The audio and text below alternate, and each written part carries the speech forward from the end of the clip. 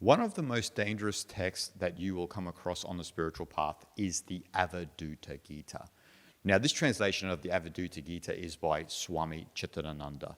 Now, for many years, I have been reading Swami Abhayananda's translation of the Avadhuta Gita, but recently I thought I would give Swami Chitananda's translation a go, and I absolutely love it. Now, for better or worse, I came across Swami Abhayananda's translation of the Avadhuta Gita when I was very young on my own spiritual journey. And why I say for better or worse is because the Avadhuta Gita is a Nididhyasana text. Now, a Nididhyasana text are a group of texts that one comes across usually after enlightenment or on the cusp of enlightenment. And on my channel, as you know, I've covered a few Nididhyasana texts, mainly the Ashtavakra Gita and also the Mandukya Upanishad Kataka. But there are also other Nididhyasana texts that I will eventually cover, like the Tripura Rahasya, also the Ribu Gita, and as well the Yoga Vashishta. But the Avadhuta Gita is one of my personal favorite texts. And I believe that this one text has the ability to completely dissolve any delusion that you have within yourself, essentially getting rid of this sense of ego consciousness. And that's why the Avadhuta tradition is often referred to as the tradition of complete dissolution. And it's a tradition that many of us are probably not ready to encounter, but I highly recommend the Avadhuta Gita. Now, as I said, I encountered this book when I was probably not ready to read it when I was young on my spiritual journey, even though it really helped me a lot, and somehow I understood a lot of it, and there were a lot of other parts that I didn't understand that I do now. Now, we first have to understand where the Avadhuta Gita came from. Now, the Avadhuta Gita came from Lord Dattatreya. Now, you might say, who is Dattatreya? Now, Dattatreya is often depicted as having 3 heads, and those 3 heads are Brahma, the creative principle, Vishnu, the preserving or sustaining principle, and also Shiva, the destructive principle, or more to the point, the principle of dissolution. And you'll understand that a little bit more, why the Avadhuta Gita and Dattatreya are very important in the Shaiva tradition, the Shiva tradition within India. Now, there are many stories of Dattatreya. Dattatreya is revered both in the Vaishnava and the Shaiva traditions, so Vaishnava being the tradition of Vishnu and Shaiva being the tradition of Shiva. Now, there are several anecdotes within, especially the Vaishnava tradition of Dattatreya, which we find actually in the Mahabharata, we find in the Bhagavatam, we find in the Vishnu Purana, and also the Markandeya Purana.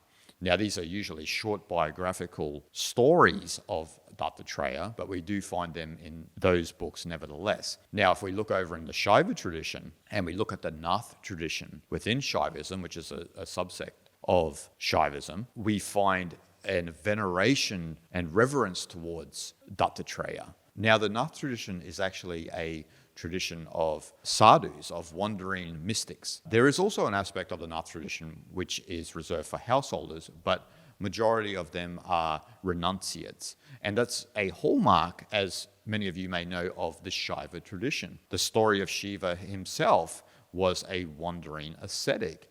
And so that is a big part of the tradition, where we have yogis and sadhus and siddhas who renounce the world to merge with that ultimate source of Brahman. And so that brings us back to the symbology of Dattatreya, because the 3 heads of the Trimurti of Brahma, Vishnu, and Shiva represent the Godhead of Brahman, the ultimate reality of existence. And so in the Nath tradition and also in Shaivism, because the main aspect of those traditions is Advaita Vedanta, which is the path of non-dualism, it's about the complete dissolution of the jiva, the persona system, to merge with Brahman, the ultimate reality. And we have that aspect all within us, which is the undifferentiated consciousness of Atman. And so that's the core principle of the Avadhuta Gita, and following Lord Dattatreya within the Nath and the Shaiva tradition. So there's this heavy renunciate tendency within those traditions. And that is encapsulated within the Avadhuta Gita. As I said with the Nath tradition, there still is a householder aspect. So it doesn't mean you have to give up your life and hit the road. But there is that aspect in India. And that's why when you come to India, there are a lot of wandering sadhus and yogis. And a lot of them are from the Nath tradition and will follow the Avadhuta Gita to its nth degree in the complete dissolution of the ego to merge with Brahman itself. Not that there was a distance or a difference between you and Brahman. We are always one with Brahman. But it's that ego that eclipses that ultimate state and that recognition and understanding of abiding in the Atman. Actually, in the Nath tradition, they think of Lord Dattatreya as the Adi Guru. Adi Guru means the first teacher. And Dattatreya, from that perspective, is thought of as an avatar of Shiva from the Shaiva perspective. And so Dattatreya is this Adi Guru, was the first ever teacher on this path of becoming an Aviduta. Now, what is an Avidut or an Aviduta? An Aviduta is, as I said, a wandering ascetic, a wandering sadhu or yogi who wanders around and is outside of social convention.